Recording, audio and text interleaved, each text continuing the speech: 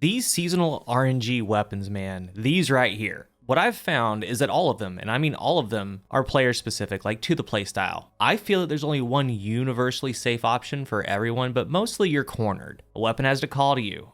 And for some of you, you're gonna be all over spare rations. Others, no. Like me, not so much nowadays compared to my other hand cannons. Maybe you want the sword. I have zero interest. Someone will though. Someone's putting all their resources, getting rolls on it. And that's for a lot of these, things you have no interest in. And for a lot of these weapons, you usually need a 5 out of 5. That brings us to Soul Survivor. I've been waiting for this sniper rifle. Well, not this specific sniper rifle, but this sniper rifle. So here's what I want you to do. And I am not, repeat, I'm not saying that this is a must-have, but this is a special one. As a little weapon historian, my goal and purpose is to show what things can do, and the choice is going to be yours. And who knows, maybe if there's no weapons in the pool that you really want, or at the end of the season, you have the rolls that you do want for the weapons you've been going for, you can spend engrams here. Soul Survivor is an arc adaptive old weapon returning. It has the ornament, and when you change it, it still has the chevron. The other Taken sniper rifle has the dot, but when you put on the ornament, it turns into the chevron. This is just chevron all the time. For some of you, the chevron might be a deal breaker, but for some of you, you love that dot. But here's the deal.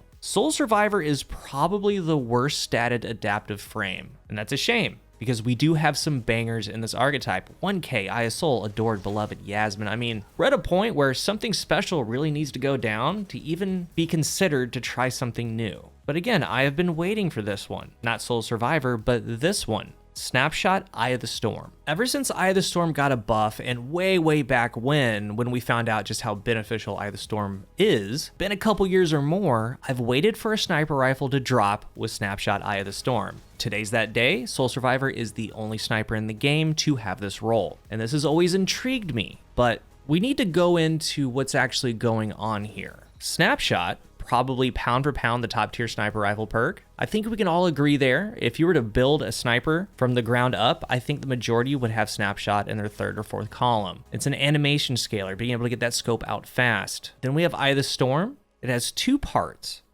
As your health gets lower, and remember after the buff it procs sooner, you get increased handling and accuracy cone help. First thing, I've been living for that Snapshot Eye of the Storm ADS because it makes Snapshot look significantly slower. So if you take damage, even while you're running away, and remember it procs sooner, so your shields don't even have to break. It's not in red health, it'll still show white. Eye of the Storm is gonna be on the screen. You get that extra ADS to get those quick shots out. And I'm on Arc in this gameplay, amplified. Remember, while you're amplified, your handling is greatly increased. It stacks, it's like frames. It is so fast. You can be really aggressive, or if someone's rushing, you can switch to it and get off the snipe very quickly. Because remember, Eye of the Storm procs in the background as well.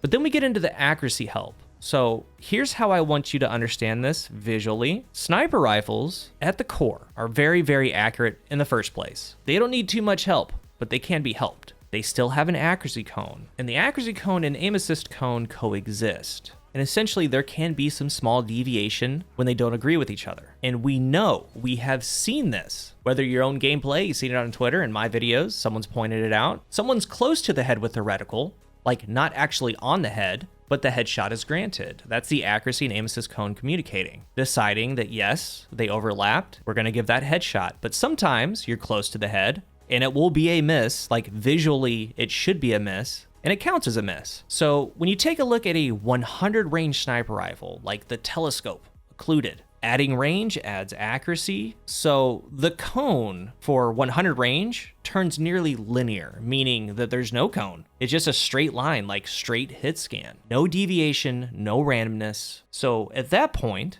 it now relies on the aim assist cone. So if that aim assist cone touches and you have high accuracy, whether it be 100 range or high accuracy help, it's giving you the headshot.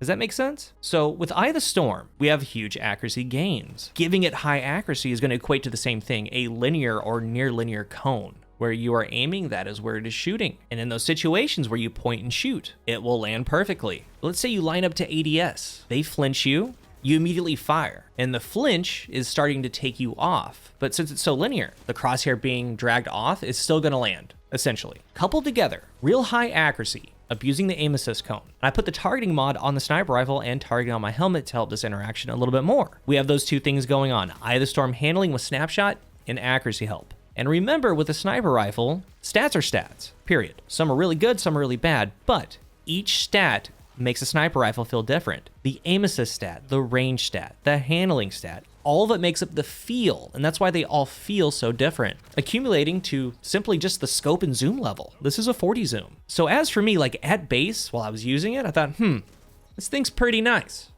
Landing some shots with it. And as I state in my sniper rifle reviews, that is really all that matters. Use Aachen if you want. The only thing that matters is taking heads off. Like, if you can do that, it doesn't matter if you do it with a broomstick. Doesn't matter what sniper rifle you use. So for me, that's the combo to look for in this thing, Snapshot, Eye of the Storm. We do have some PvE things here like Lead from Gold Volt Shot, Rapid Hit Firing Line, Eddy Current Volt Shot. I don't think any or most are going to be looking for this thing for PvE, but to me, as I started with, you have a lot of sniper rifles you like. I know you do. But this one for sure, no doubt, isn't like anything you've ever played with. It's not. Those two perks together is just a different type of thing. So at the end of the season, if you're looking to dump engrams, do it here if you want. If you get it, try it. It could be your new favorite thing. And worst case scenario, it is not. But fortunately, you definitely have the replacements. So that was the goal for today. This combo exists, it's pretty special, and I want to show you a little bit of it. We know tried and true combinations that are powerful, snapshot, opening shot, but this thing, once you start playing with it, like you're gonna feel the handling of snap and Eye of the Storm together, and at times you're definitely gonna feel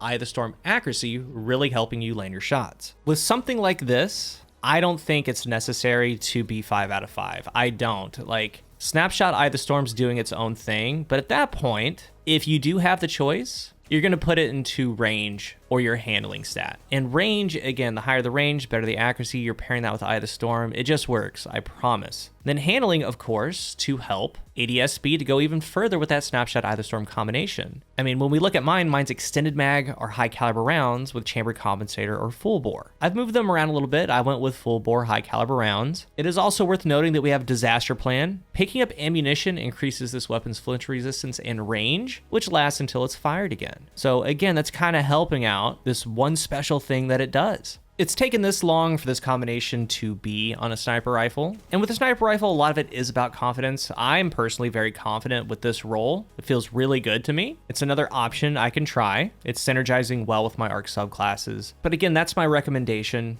At the end of the season, or if you have nothing left to go into and you want to try it, this is something to go for as far as a roll. Snapshot Eye, you might just like it. If you're new here, remember to hit the subscribe button. And if you are subscribed, thank you so much for your support. Let's talk about Soul Survivor down below. These returning weapons, including Sparrow Rations, what do you think of those? Which ones are your favorite? And how you feel about them? Thank you for watching, and until the next one, I am CoolGuy.